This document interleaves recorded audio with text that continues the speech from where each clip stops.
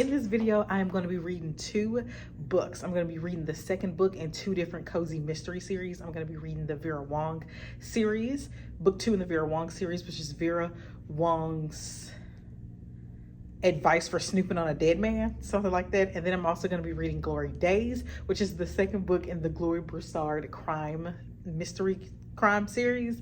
Both of these books went pretty well. I'm excited for you guys to see my reactions and how they unfold, but I am super excited to be continuing these series. I haven't ever done I haven't done a video on how many series I'm actually in, but reading these 2 books means I'm caught up in 2 different series, which I like to see a video. Comment down below if you actually want to see me break down all of the series that I'm in between. I would love to do that video for y'all, but I don't know if y'all are interested. So yeah, I'm going to be reading 2 different books in 2 different mystery series. Both of these have older women who are sleuths. They are funny. One of them is grumpy. Glory is a little grumpier than Vera, but they're both like know-it-alls. And I usually recommend these books in tandem because of the main character and their goal. So Vera is somebody who wants to have a family around, and there is a found family aspect to her books, whereas Glory, it just keeps getting pulled in and roped into these situations, and she ain't necessarily here for the found family. So they are different in that regard, but I love following older women in these series because they just have you would think they have more wisdom, they have more experience, they have more connections, and they are just, they give the cozy vibes. Like, what's more cozy than like somebody who reminds you of your grandmama? You know what I'm saying? Vera gets caught up in this situation where she forces herself in this situation. There is a woman that she meets at a police station who just seems really, really sad and upset. So Vera imposes herself on this woman. And then from there, she is roped into figuring out what happened to this young man named Thomas. Or is that his name? So that's that one. Glory, on the other hand, she is the ex-wife of this man named Sterling, and Sterling is found dead. So Glory is doing her job, and Sterling's new wife, Valerie, comes to where Glory is working and asks Glory to go check on Sterling. And Glory at first is like, girl, I would rather not, actually. But she does, and she finds Sterling with a knife in his chest. He dead, been dead. So while Vera imposes herself on people, Glory is pulled into situations. But I love both of these series. I love both of these women. And if they ever write a book 3, I'm reading that as well. So I hope you guys enjoy the vlog, and I'll see you in the next one. I always forget to let y'all see like the actual setup of me doing my bullet journal, so maybe I'll do that now. But I have the lights set up. I have like 2 little dinner tables put together with this little white sheet on top, and I'm gonna figure out what to do with all of my pens and like what type of ephemera I'm gonna put on here. But yeah, I'm so late. Look who's here. Okay, y'all, so I started Vera Wong's Something or Another. It's the second book to Vera Wong's Unsolicited Advice for Murderers. That was book 1. I don't know what book 2 is, but I'm reading it, and it started off, I mean, it's Vera Wong fashion. Now, it is giving us hints of what happened in the last book without being overbearing. So in the last book, she had this man drop dead in her tea shop, which is Vera Wang's world famous tea or something like that. So in the first book, this guy named Marshall was found dead in her tea factory, and she was just a hoot and a holler. She did stuff like she messed with the crime scene, and she was doing stuff that she saw people do on TV. So she took it upon herself to do that to the body and to the crime scene before the police got there. But Vera Wong, inserted herself into this investigation so she could figure out who killed this little boy. And everybody was kind of making themselves known to Vera because they were trying to figure out what happened to him too. So there were like 4 people who were suspects. You had like this woman he worked with who he had kind of like ripped off. He had his wife, of course, and then his twin brother. And I want to say those were the only 3 people. And there were some other characters, of course, like she only had, I think she only had like 2 people come into her shop ever. And then she has this woman next door who owns her own I think it's a restaurant right next door to Vera's tea shop. And they go back and forth. They have these moments in this book where Vera is showing her age, because in the first book, she wasn't really showing her age. She was funny. She was overbearing, and she had that motherly, sometimes grandmotherly instinct. And in this book, she's showing her age, but she's also acting older than what she is. But she's still very witty. She's still very funny. And she is still very much in touch with a lot of people from the first book. And in the first book, there was this big found family element of all of these people were coming together. Like I said, all those 3 people that I mentioned. I want to say it was 4. I think it was another guy that Marshall had ripped off in the first book too. So it was 4 people coming together, plus her son, kind of coming together when Vera would cook these huge meals. And that's how the first book is started. She has already had an eventful day. She had to talk to the bank or something about a scam, and this poor woman, like I said, in this book, somehow she's acting older than what she is, even though she's very witty and very with it. Somehow she's allowing herself to get scammed. So somebody called her and they were like, hey, you know, there was a X amount of money, a good sum of money that was moved from your bank account. We need to check your social security and we need you to send us a picture of your ID. And immediately we're like, no, don't do it, Vera, don't do it. So she gets herself in a mess with that. And that's where I am in the book. Excited to keep on going. She is praying for a murder to solve. So I think that's very interesting. And I'm excited to see what murder is going to happen. I read the synopsis of this at some point, and I don't feel like reading it again. I'm just going to journal. I'm just going to do my little journal, record, and I'll let y'all know what happened. So last time I talked to y'all, I was getting ready to film my October bullet journal, and now I need to get ready to film another journal. So I'm going to cut these big old sheets of paper into smaller sheets of paper so that I can glue them into my journal, because I am tired. I can barely keep my eyes open. I don't feel like drawing anything. And I have these big old packs of paper that I got from Michael's that I haven't used yet. And there's so many pretty patterns in here. Like, look at the golds and that foiling. And it's just so many of them. I mean, obviously I'm not gonna be able to use them all in one journal, but this is real pretty.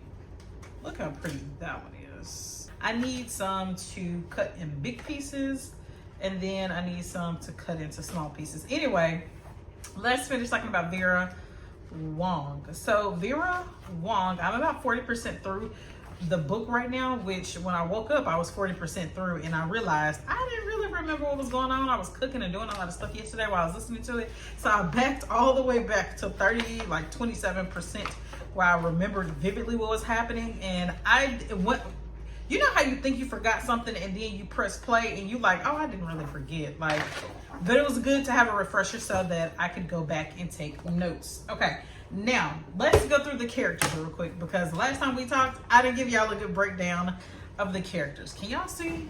Do y'all care to see what I'm doing? First character we meet besides Vera, which I already explained to y'all, that Vera had gotten gypped out of some money in the first chapter, or the second chapter, something like that. So Vera is still Vera, okay? She is still funny, she's still inappropriate and all up in people's business. But she gets gypped out of some money, so then she has to go to the police station because oh, Vera. She has to go to the police station because she did what we tell everybody not to do, or what everybody is told not to do, and gave them her information. So she goes to the police station to file a police report, and after she's done with that, she runs into this young woman who's coming into the police report, and she's really upset. I mean, coming into the police station, and she's really upset, and Vera's like, I really shouldn't get into it. I don't need to ask her nothing about her business. I need to let her business be her business. She said she got 3 steps, and she turned right around and was like, hey, my name's Vera. What's up with you, girl? Why you look so sad? So, classic Vera, baby. She's still in people's business. So she's asking this, this young woman why she's so upset, and she tells her, that her name is Millie. So this young woman's name is Millie, and her best friend, or her good friend, or her neighbor, I forgot how she classified him, but they are neighbors, he's missing. And she says his name is Thomas, Millie tells her that this person is missing, and of course Vera is like, say less, I'm gonna help you, girl. And that's where it all starts. She found his social media, and his social media account is Xander. And she's trying to figure out, like, why is Thomas named Xander Lynn? She doesn't know. So she ends up going to her son's house, and she finds a police report. Can't tell y'all how, because it's a little bit of a spoiler to the first book. And I do want y'all to, this series is really good. If you like cozy mysteries, I do want you to read the first book. But she goes to her son's house, and she finds the police report for a John Doe. And she was like, why is his name John? Like, he looks so familiar. He looks so familiar. Why is his name John? So she goes back to Millie and she tells her, hey, I found some pictures of him, but they're calling him John. Why are they calling him John? Which again, Vera is, I believe Vera is Chinese and she's 60. So some of the things, like we know in America, that a John Doe means that it is a missing person or an unidentified person or body, and they don't know the name. So they call him John Doe if it's a male, Jane Doe if it's a female. So Vera didn't know that. So she looking at her, she was like, why are they calling him John? I thought she said his name was Thomas, and then it's Xander on the social media. What is this boy's name? So yeah, so she finds a police report, and it says that it was a suicide. And of course, we wouldn't be here if it was a true suicide. So that's Millie. Millie is the neighbor, and she's the one who brings the mystery to Vera's attention, okay? Ames is a social media creator and his girlfriend, but I think it was like a publicity stunt. And so every time Vera asks Ames about Thomas, she keeps making this noise like, girl, how you don't know this? Why you don't know this? What are they teaching y'all young folks in school? You don't know this about the man you dating? Like, come on now, you need to do better than that. She finds Thomas' talent manager and his so-called girlfriend and invites all of them over to her house for dinner, which is very similar to what she did in the first book. So we're getting that found family again. We're getting that feeling of Vera is going to be cooking for them while she's all up in their business, while also trying to figure out if one of them killed Thomas, right? Same thing. This is literally giving me deja vu. It's almost like she took what happened in the first book and then she just changed their names, and now it's happening again in the second book. The only difference is that in the first book, Vera was very, very lonely, and that was her motivation for being all in these people's business and trying to solve this crime. Also, the guy was found in her tea shop, so that made sense that she was very invested in what happened to the and how this young man died, because they found him in her tea shop. This one, even though she did run into Millie outside the police station, she's not as lonely as she was in that first book. And you can tell because the people from the first book are still in her life. So it's giving, what's your motivation, Vera? Are you just being nosy? Like, what's up? So everybody is holding a secret. Everybody is thinking to themselves, oh my God, I hope nobody finds out what I did. I hope Vera is like, will just let it go and not worry about it. And everybody is trying to figure out, do I look like I'm guilty? Does anybody else think I'm guilty? You know, so one of my critiques of the first book and why I didn't like it as much as everybody else did, because I know some people were hype about that book, baby. I mean, just, whew. And I loved it too. I think I gave it 4 stars, and the 3.5 of 4 stars. It was a 4-star read. But I really, really, really don't like when they wait until the very last minute to tell the secrets. I really don't. And because the whole book, all they're saying is, I hope they don't find out about my secret. I hope they don't find out about my secret. I hope they don't find out about my secret. Oh my God, if they knew, and maybe I killed them, or maybe I didn't, and then you find out the secret and you be like, that's what we was waiting on? That's what you was worried about this whole book? Child, you could have kept that. Sometimes the secrets are worth it, but at the same time, like, I would like them to reveal, the authors to reveal the secret, and we can work with it instead of just plopping the secret down at the end of the book and we just like, damn. The writing style is really easy to get lost in, like I told y'all I did, and didn't even know I was that deep into the book. And I'm listening to audiobook. Last time I read it physically, and there are some moments where I want to see what's happening. So I also got the electronic copy from Libby as well. What's it called? The ebook? I got the ebook. I got the ebook from Libby as well. So anytime I want to actually see it, because it is multimedia, you know, just a little bit, then I just flip over to the ebook, and that's it. And I'm just gonna keep on listening to this book, and I'll see y'all in the next clip. Let me be honest with y'all real quick. It's been a few days since y'all have seen me, and I have just I feel like I hit a wall. I didn't want to do nothing. I didn't feel like recording. I journaled a little bit, but I did finish 2 books. I'm only going to talk about one right now in this vlog because I think I just want to keep this vlog about cozy mysteries. So I finished Vera Wong's, what is the name of this book? Anyway, I finished it. Once I find out what it is, I finished it. Let me go through what I think about it. So the last time we talked, I was about 40% of the way through, and I remember saying, like, I didn't really understand why she had her business, why she had her nose in these folks' business. And then right after that, it was immediately clear. And she just wants to love on people. That's it. Like, she just really wants to have this found family continue to grow and be bigger and just flourish, just like keep flourishing. In her mind, she enjoys solving mysteries and solving murders because it keeps her busy and it helps her come into contact with all of these people. So we talked about the characters last time. Let's just talk about a little bit about the plot. She, like I said, is in these people's business. So what can I say without giving anything away? I will talk about this. One thing that I said that I didn't like is when people hold their secrets, even from us, the reader. I don't really understand that. I kind of do, but I kind of don't, especially in a cozy mystery. But one of the characters has a secret that is a big plot twist. It is a big shock, and it is very vital to the plot, which I like that because last time it wasn't quite like that for book 1. So I was really excited. I wasn't excited because it's a huge twist, and it's very dark actually, but I enjoyed the fact that their secrets were integral to the part. I did like that payoff. So I'm going to give this book a 4 stars. I think that the mystery itself is the through line of the books, but so is the found family. She is using that to her advantage and trying to figure some things out, you know, going to parties, taking her food, taking these people's like dumplings and stuff and all the types of food that she cooks, and just laying out a spread for them. And then once they have all their food, she's like, okay, so how did you know him? Did you kill him?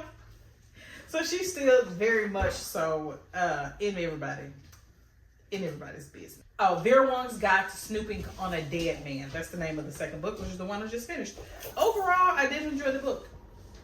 I enjoyed this book better than the first book. Whereas I think some people are going to say it's the opposite because the second book, like I said, does go down a darker path. But I enjoyed, number one, how the author Jesse Q. Sutanto was able to ingrain all of these characters. Because remember, she has a found family from the first book with like 4 people plus her son, and now she has all of these people from the second book plus their daughter or their co-workers, and it's so many people that she is able to weave together and fit into this tiny little tea shop. And it is very cute and cozy and rewarding. Those parts are. I loved the narrator. I listened to this completely on audiobook. Well, no, I switched back and forth, but mostly I like 90% on audiobook. And I did enjoy the narrator. I think, in my opinion, they did very well when it came to the accents. But again, I'm not Chinese, so, you know, take that with a grain of salt. I would keep reading this series. If she comes out with a book 3,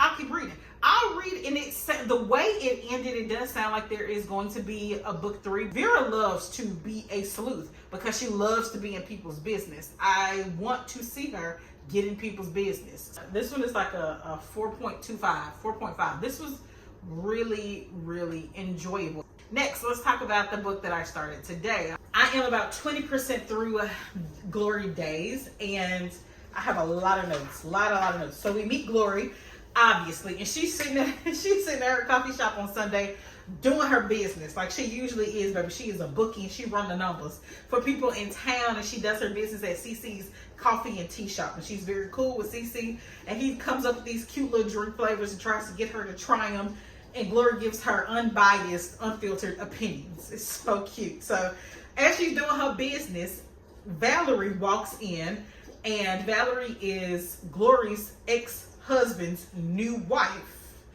But Valerie was the reason that Glory and Sterling broke up, because they was doing what folks shouldn't be doing when other folks is married. You see what I'm saying? So Valerie come in to tell Glory that Sterling is missing, and Glory is like, why you come tell me? Baby, that's your man. Now you made sure of that. He ain't got nothing to do with me. I have nothing to do with him. And Valerie is basically like, I need you to help me because I don't know where he is. He ain't been home in a couple of days, and that's just not like him. I can't get a hold to him. And Glory at first is like, girl, I don't care. But she remembers that this is her child's father, and she does have this one place in mind that Sterling could be. And this was, in my opinion, very convenient. But Glory does go to this one place where Sterling used to do his little dealings on the side. And she finds Sterling stabbed in the chest, dead. And obviously, he'd been there for a couple of days.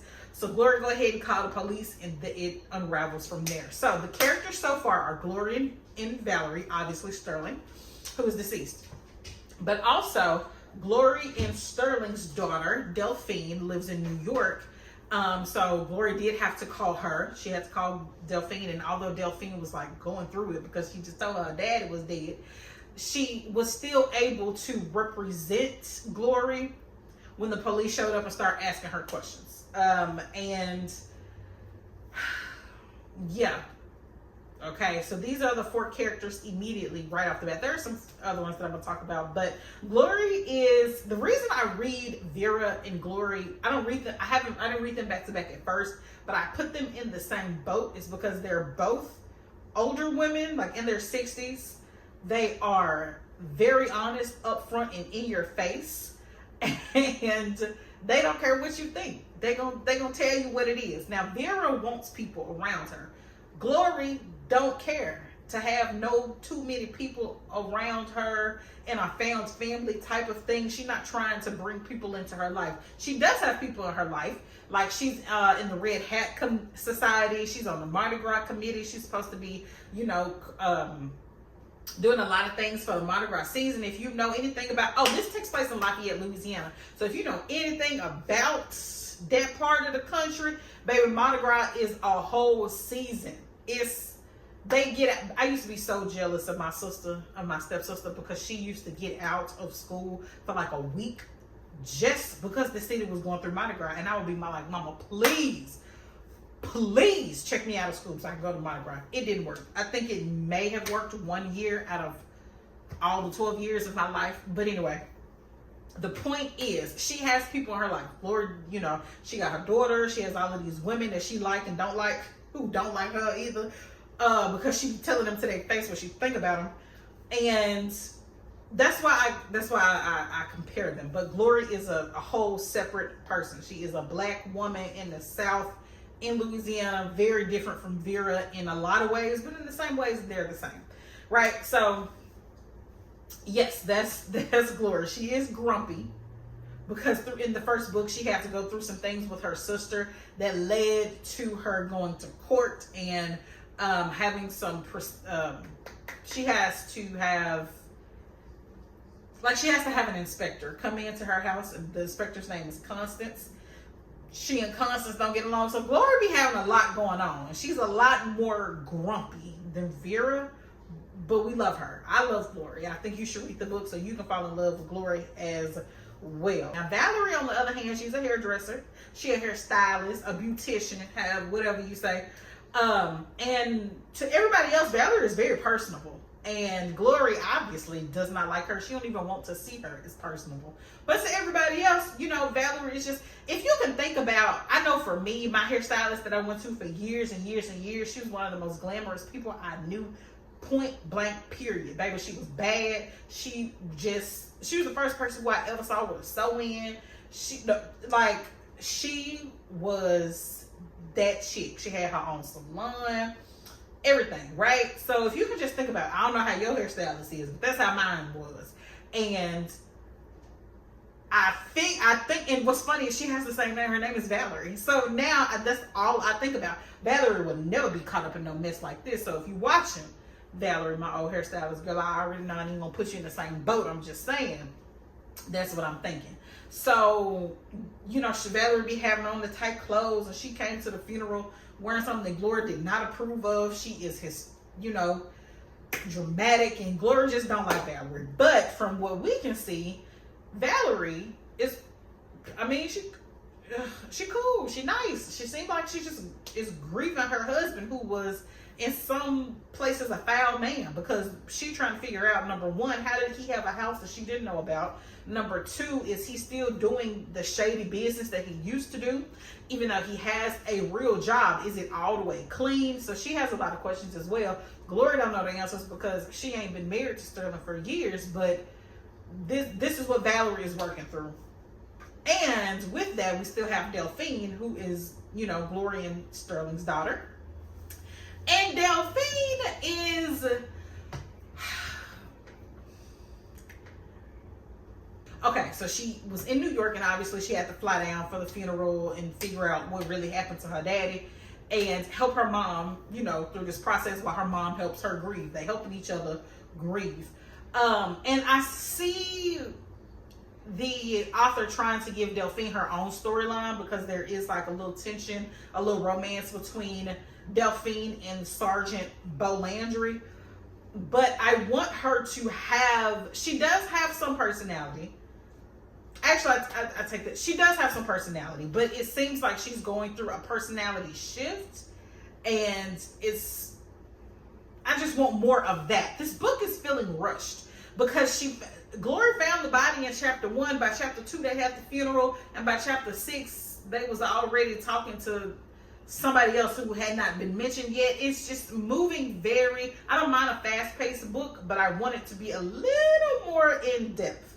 So I understand why the author is keeping some things about Delphine hidden. I mean, I get that, obviously, because we're very early in the book. But at the same time, I want us to delve a little. If we're going to go there, let's go there. Let's not rush past it. Let's just go ahead and talk, because this book can touch on so many things. Obviously, grief, divorce, affairs, like what's right and what's wrong. How do you help somebody who you don't really want to help? Glory sometimes, I mean, she's Catholic and she talks about her faith. We can delve deep into that. This book could be talking about so many things, and I don't want us to rush past. Don't rush past it. Let's settle in. So I know it's a short book because the audiobook is only 5 hours and 45 minutes sped up to 1.7 speed. So I know it's a pretty short book. I could probably finish it today if I wanted to. Listening to audio, I'm going to record. I lost sunlight, so now I gotta go get my lights. But I'm finna actually try to record my journaling stuff, listen to the book, and then I will see y'all in the next clip. Bye. Ma'am, you supposed to be going to the potty. Yeah. Go potty. I'm taking Honey out to use the bathroom. She wants to sniff every tree, every piece of pine cone, every sliver of grass. Like, we don't come out here every day. So, we're going to let her have her fun, okay? I am on chapter, I think, 12 or something. Let me do the math. Hold on, I'll be right back. Okay, I'm 40% of the way through. I always come back to y'all at about 40%, 2/5 of the way, I guess. I'm about 40% of the way through the book, and okay, so y'all know that the 3 women are supposed to be working together, right? So we got Glory, Valerie, and Delphine. They're supposed to be working together to figure out what happened to Sterling. And one thing I'm enjoying about this book that I enjoyed about the first book is Glory's resistant to help and her immediate attitude when somebody wants to help her. That's one of the things I'm enjoying so much. You done? I'm 40% of the way through, and I love Glory's attitude. I love her personality. I love her spunk. I love her wittiness. I love how quick she is to come back at somebody who think they finna say something slick to her. I also love the fact that when she is she is just as nosy as you want somebody to be in this type of scenario. She's just the right amount of curious. And Honey got the zoomies. Sorry about that, but every time she go outside, she come back inside, she has the zoomies.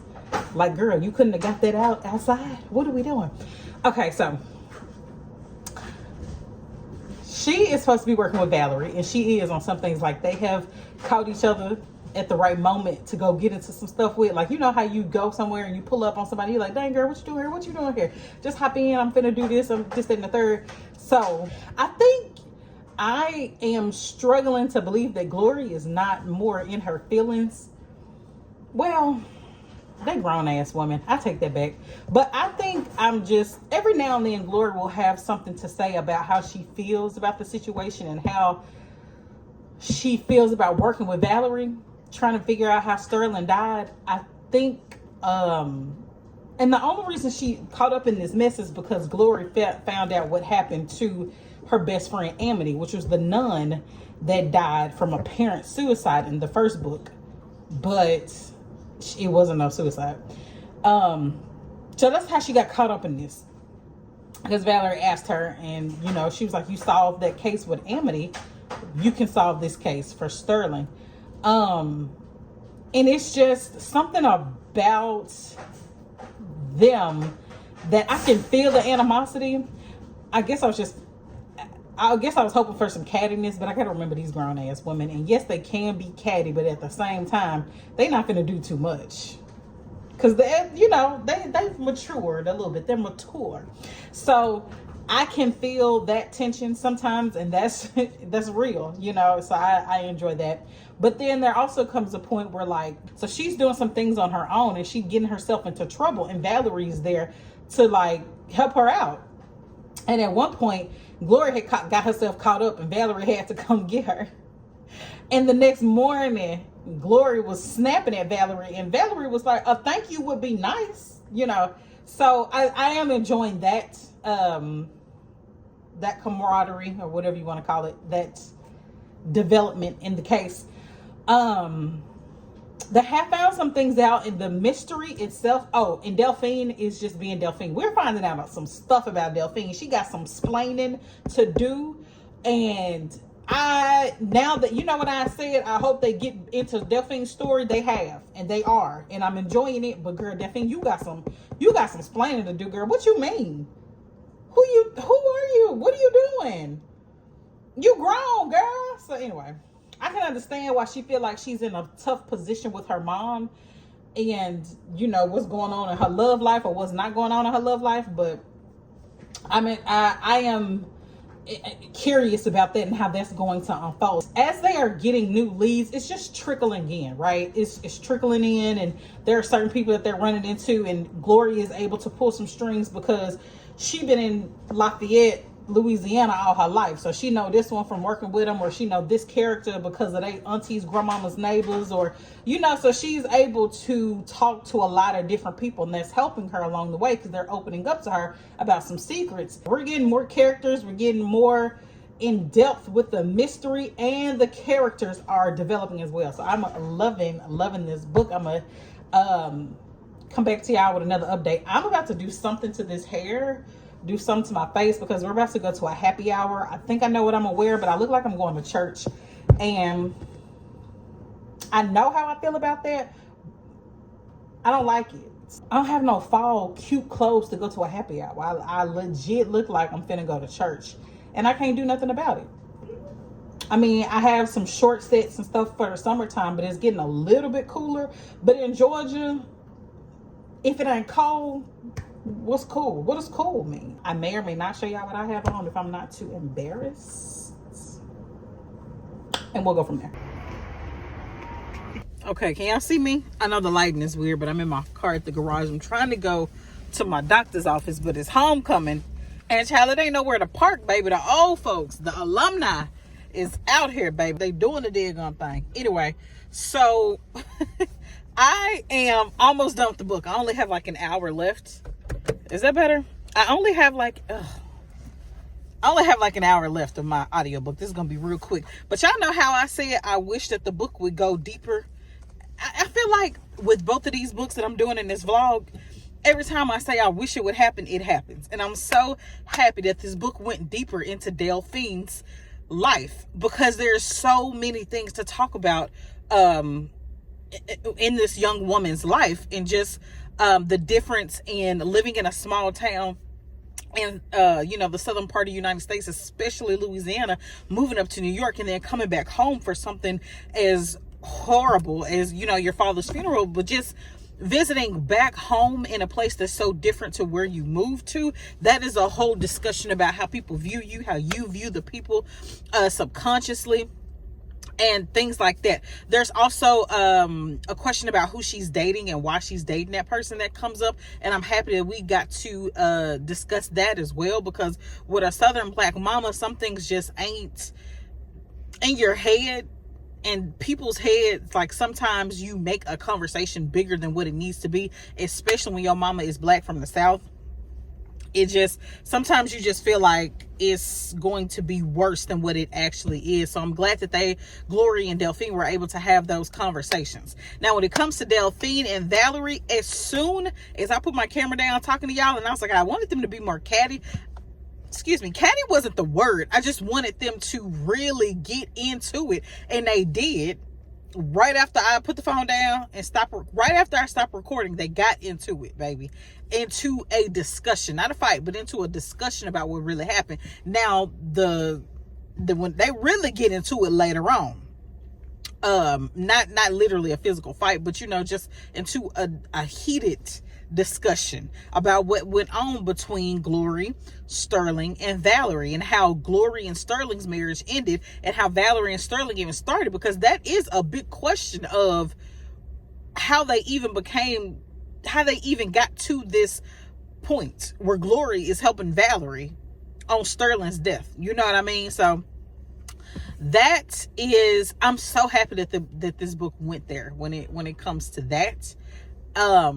So we are still watching Glory as she is trying to investigate, but she is banned from certain places because, baby, she showed her whole rear end.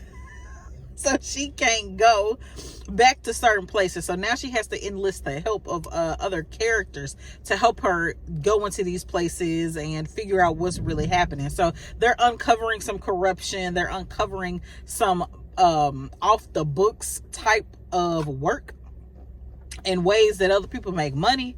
And they're also finding some threats on Glory and what she's bringing to these places. Like, she's bringing the police and the cops and investigators around these businesses that don't need that type of light.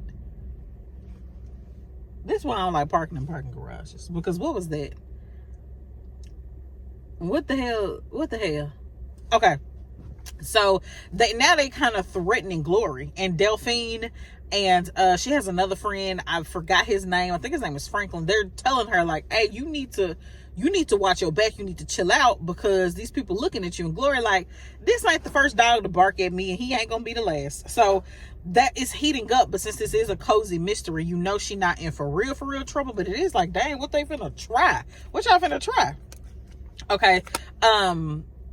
So what else? We're also seeing Glory snap at these women in the Red Hat Committee or the Red Hat Society going over these Mardi Gras plans. And I love the culture that they're bringing to this book when it comes to the king cake, and how like the colors of the king cake and the tradition of the king cake down in Louisiana, especially for Mardi Gras. They're talking about the parades and the floats and the galas, or dances and all types of stuff. Like, they're talking about Big Frida and her type of music and the popular DJs, and I love it.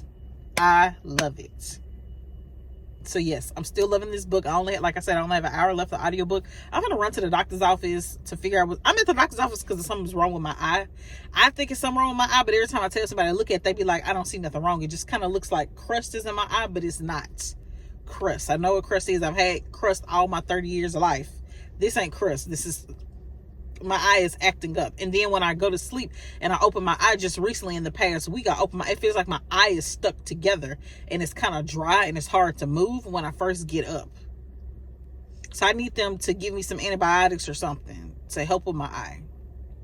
Okay, and then I'm gonna come on here, I'm gonna tell y'all my finishing thoughts. Hopefully I have a diagnosis for my eye and they don't just brush me off. And then I can also tell you the finishing thoughts on Glory Days, because this is good. I'm liking it.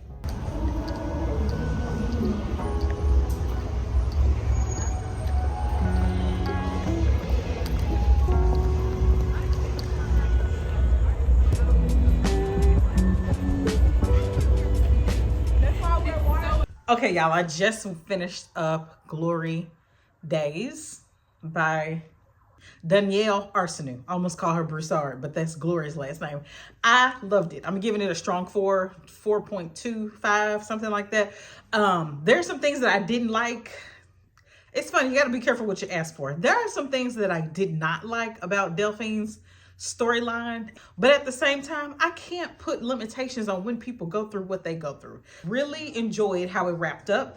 It also was a very big surprise. I was not expecting that. I need to take some clips out because I gave y'all the killer accidentally. So I have to go through and edit some more. But that's why it was so much of a shock, because I'm like, oh, this person is not going to, that's not going to be it. But it might not be a shock to you. However, I will say this, you need to read this book. If you like Vera Wong, because you like her as a person, you need to read the Glory Broussard crime mystery series. It is really, really good. I'm going to go ahead and end this vlog now because I need to go to work. But that wraps up my week of reading these two books. Absolutely amazing cozy mysteries. I highly recommend them for any part of the year. It actually takes place, like I said, during Mardi Gras, which is around February. So yeah, I highly, highly, highly recommend these books. And I will read more of this series. I will read more of this series in the future, but it didn't leave off in a way that is going to be an obvious book 3. So if there is a book 3, I'll be excited to read it because I like Glory. I like following her storyline and Delphine. But I don't know if there's going to be a book 3. If you made it this far, I want you guys to use this emoji right here. And I'll see y'all in the next one. I'm gonna go to work and then I'll probably take y'all with me. So in the next vlog, y'all will see me at work after this. Oh my God. Y'all didn't tell me my necklace was crooked? How dare you? Bye, y'all.